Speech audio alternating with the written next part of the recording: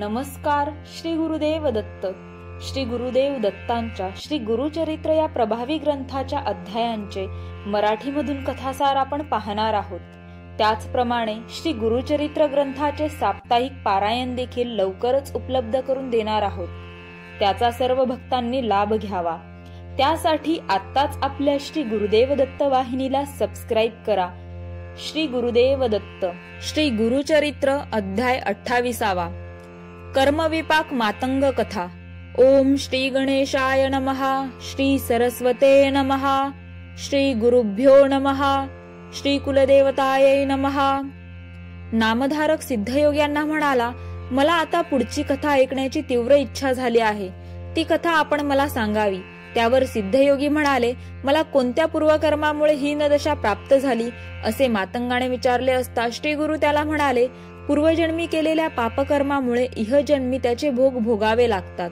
दोष किंवा पापकर्मे अनेक प्रकारचे असतात व प्रत्येक पापकर्माचे फळ हे भोगावेच लागते.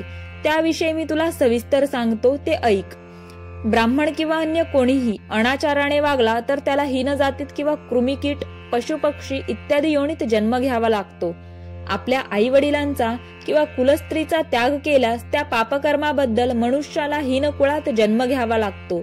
जो आपल्या कुलदैवतेऐवजी अन्य देवतेची पूजा करतो, सदैव असत्य बोलतो, जीवहिंसा करतो, आपल्या कन्येची विक्री करतो, खोटी साक्ष देतो, त्याला चांडाळ योनी प्राप्त होते. घोड्यांची विक्री करणारा, परस्त्रीशी संग करणारा, रानाला आग लावणारा, तीर्थक्षेत्री जाऊन श्राद्धादी कर्मे न करणारा, आपल्या घरातील कपिलाधेनूचे दूध देवब्राह्मणांना न देता स्वतःच सेवन करणारा नीच गतीला जातो. आपल्या आई वडिलांची सेवा न करणारा, त्यांचा सांभाळ न करणारा, आपली एकपत्नी असताना तिचा त्याग करून दुसऱ्या स्त्रीशी संग करणारा 7 जन्म कृमिकीटक होतो. सत्पात्री ब्राह्मणांची निंदा करणारा, त्यांच्या उपजीविकेचा अपहार करणारा, तळी विहिरी नष्ट करणारा, शिवमंदिरातील पूजा नष्ट करणारा, ब्राह्मणांची घरे मोडणारा हीनकुळास जन्मास येतो. आपले गुरु, शत्रू, मित्र, स्वामी यांच्या स्त्रीशी जो व्यभिचार करतो तो कृमी म्हणून जन्मास येतो. दारी आलेल्या अतिथीला जो अन्नदान करत नाही, कठोर शब्दात त्यांचा अपमान करतो, त्याला कोंबड्याचा जन्म मिळतो.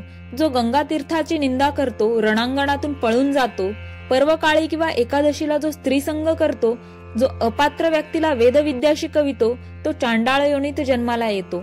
उन्हाळ्यात एखाद्या पुण्यवंत माणसाने पाणपोई घातली असता त्यात जो विघ्न निर्माण करतो, त्याला हीन योनी प्राप्त होते. रोग्याची नाडी परीक्षा न करता जो औषधोपचार करतो, दुसऱ्याचे अहित करण्यासाठी जो जारण मरणादींचा मंत्रजप करतो, तो महापापी होय. जो आपल्या गुरूंची व हरिहरांची निंदा करतो व अन्य देवतांची पूजा करतो, तो महापातकी. त्याला हीन कुळात जन्म मिळतो. जो वर्णधर्माचे पालन करीत नाही, अपात्र माणसाला मंत्र शिकवितो, तो पापवंशी होतो. जो आपल्या गुरूंची निंदा करण्यात आनंद मानतो, जो विद्वान ब्राह्मणांचा द्वेष करतो, जो आपल्या गुरूंची पूजा करतो व त्याच वेळी दुसऱ्या देवाची व दुसऱ्या गुरूंची निंदा करतो, त्याला अपस्मार रोग होतो व त्याला दारिद्र्य दुःख भोगावे लागते. जो आपल्या आई वडिलांचा त्याग करून वेगळा राहतो, तो महारोगी होतो. जो दुसऱ्यांचे उणे दुणे 4 चौघात बोलून दाखवितो, तो हृदयरोगी होतो. जो आपल्या स्त्रीचा गर्भपात करतो, तो निपुत्रिक राहतो, त्याला पुत्र झालास तर तो जगत नाही. जो वेदशास्त्र पुराणांचे श्रवण पठण करीत नाही, तो बहिरा अंध होऊन जन्मास येतो. जो पापी माणसाशी मैत्री करतो, त्याला गाढवाचा जन्म मिळतो. पापी माणसाकडून औषध घेतो, तो हरिण होतो. ब्रह्महत्या करणारा क्षयरोगी होतो. मद्यपान करणाऱ्याचे दात काळे होतात. सुवर्ण चोरी करणाऱ्याला नखे कुजण्याचा रोग होतो.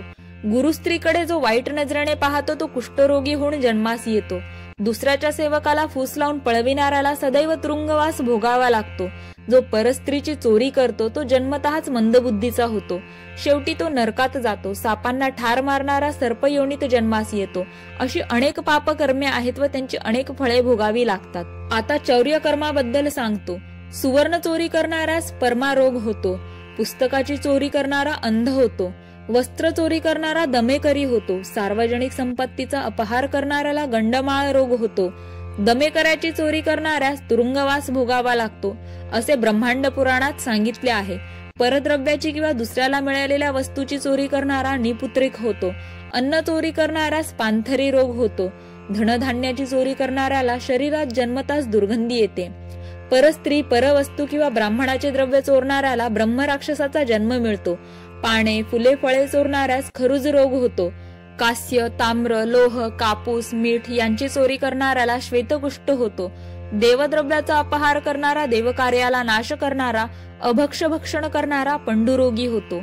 दुसऱ्याचे भूमिगत धन चोरणाऱ्याला सदैव शोक करावा लागतो. धनधान्याची चोरी करणाऱ्याला उंटाचा जन्म मिळतो. दुसऱ्याच्या घरातील भांडी-कुंडी चोरणारा मनुष्य कावळा होतो. मधाची चोरी करणारा घर होतो. श्री गुरु त्या पतिताला म्हणाले, या सर्व चौर्य कर्माबद्दल ते जन्म घ्यावे लागतात. आता व्याभिचारासंबंधी महाभारताच्या शांती पर्वात श्री व्यासांनी काय सांगितले आहे ते सांगतो, ते ऐक. परस्त्रीला आलिंगन दिल्यास 100 जन्म श्वान योनीत जन्म घ्यावा लागतो. त्यानंतर सर्प योनीत जन्म घ्यावा लागतो. परस्त्रीची योनी पाहणारा जन्मांध होतो. भावाच्या पत्नीशी संग करणाऱ्याला गाढवाचा जन्म मिळतो. त्यानंतर त्याला सर्प योनीत जन्म घ्यावा लागतो व शेवटी तो नरकात जातो. मित्राची पत्नी माते समान असते. तिच्याशी संग करणारा श्वान योनीत जन्मास येतो. परस्त्रीचे मुखावलोकन करू नये. ते वाईट बुद्धीने करणारा नेत्ररोगी होतो.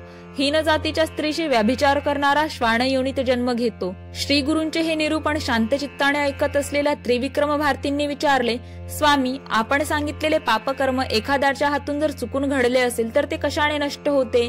त्यावर श्री गुरु म्हणाले, केलेल्या पापकर्माचा पश्चाताप झाला तर त्या कर्माचे पाप लागत नाही. मोठ्या पापकर्माची मनाला बोचणी लागल्यास त्याला प्रायश्चित्त आहे. त्यासाठी ब्रह्मदंड द्यावा. साळंकृत गोदान करावे. ते शक्य नसेल तर यथाशक्ती द्रव्यदान करावे. केवळ अजाणतेपणे पाप घडल्यास प्रायश्चित्ताने शुद्धी होते.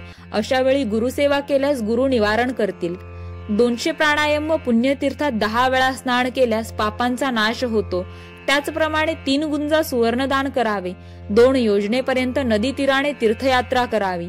पती आणि पत्नी यांपैकी कोणी एकाने जरी पाप केले असेल तरी दोघांनी प्रायश्चित्त घ्यावे. त्याचप्रमाणे गायत्रीचा 10,000 मंत्र जप करावा. 12 ब्राह्मणांना सत्पात्री भोजन द्यावे. 1000 तिलाहुती द्याव्यात. याला गायत्री कृच्छ असे म्हणतात. त्याचप्रमाणे प्राजापत्य कृच्छ, अतिकृच्छ, पर्णकृच्छ करावे. यामुळे केवळ अज्ञानाने झालेली पापे नष्ट होतात. समुद्र सेतू संबंधी स्नान केल्यास भ्रूणहत्या व कृताग्निपातकांचा नाश होतो. विधीपूर्वक 1 कोटी गायत्री मंत्रांचा जप केल्याने ब्रह्महत्या पातकांचा नाश होतो. 1 लक्ष गायत्री जप केल्याने गुरुपत्नीशी केलेल्या पातकाचा नाश होतो. अशा प्रकारे श्री गुरूंनी त्रिविक्रम भारतीला पापमुक्ती करण्यासाठी स्नान, दान, जप, तप, उपोषण, तीर्थयात्रा सर्व विधी सांगितला. पण त्या मातंगाला पुन्हा आपल्या जातीत जावे असे वाटेना. श्री गुरूंनी त्याला स्वतःच्या घरी जाण्यास सांगितले. तो त्यास तयार होईना. इतक्यात त्या मातंगाची बायका मुले तेथे आली. त्याची पत्नी म्हणाली, माझ्या पतीला अपस्माराची व्याधी झाली आहे. बराच वेळ झाला तरी ते घरी परत आले नाहीत, म्हणून त्यांना शोधित मी येथे आली आहे. ती त्याच्या जवळ जाऊ लागली तेव्हा तो मातंग म्हणाला, मला स्पर्श करू नकोस, मी ब्राह्मण आहे.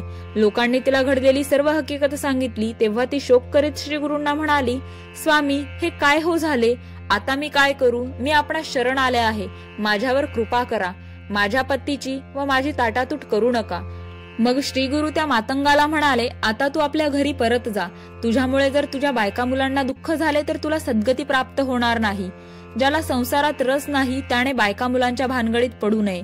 पण एकदा संसारात पडल्यावर जर बायका मुलांचा त्याग केला तर त्याला मोठा दोष होतो. तू सूर्यचंद्राला साक्षी ठेवून स्त्रीचा स्वीकार केला आहेस. आता तिचा त्याग केलास तर तू महापापी ठरशील. तुला सद्गती मिळणार नाही. श्री गुरूंनी असे सांगितले असता तो मातंग म्हणाला, स्वामी, मला आता ज्ञानप्राप्ती झाली आहे. मग मी पुन्हा मतिहीन कशाला होऊ? तो असे म्हणाला असता श्री गुरूंनी त्याचा विचार केला. याच्या शरीरावर विभूती आहे, याचाच हा परिणाम आहे. ही विभूती जर धुतली गेली तर याच्या जकडचे ज्ञान नष्ट होईल. श्री गुरूंनी एका लोभी संसारसक्त ब्राह्मणाला बोलावून सांगितले, तू या मातंगावर स्वहस्ते पाणी ओत, म्हणजे याच्या ठिकाणी संसाराची आसक्ती निर्माण होईल. त्या ब्राह्मणाने नदीवरून घागर भरून आणली व त्या मातंगाच्या अंगावर ओतली.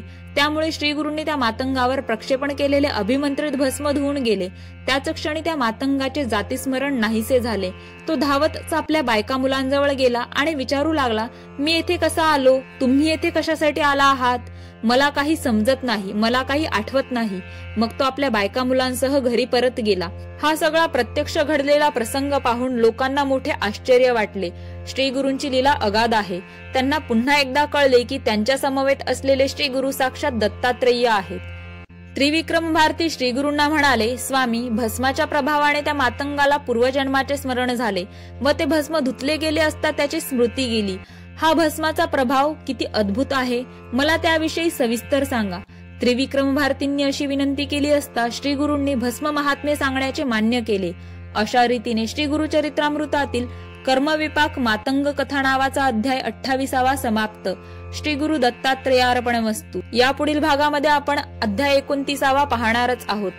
आताच आपल्या या व्हिडिओला लाईक करा, जास्तीत जास्त भक्तांपर्यंत ही माहिती पोहोचवा. अध्याय श्रवणानंतर कमेंट्स मध्ये जास्तीत जास्त श्री गुरुदेव दत्त नामाचा वर्षाव करा. आताच आपल्या श्री गुरुदेव दत्त वाहिनीला सबस्क्राईब करा. धन्यवाद. श्री गुरुदेव दत्त.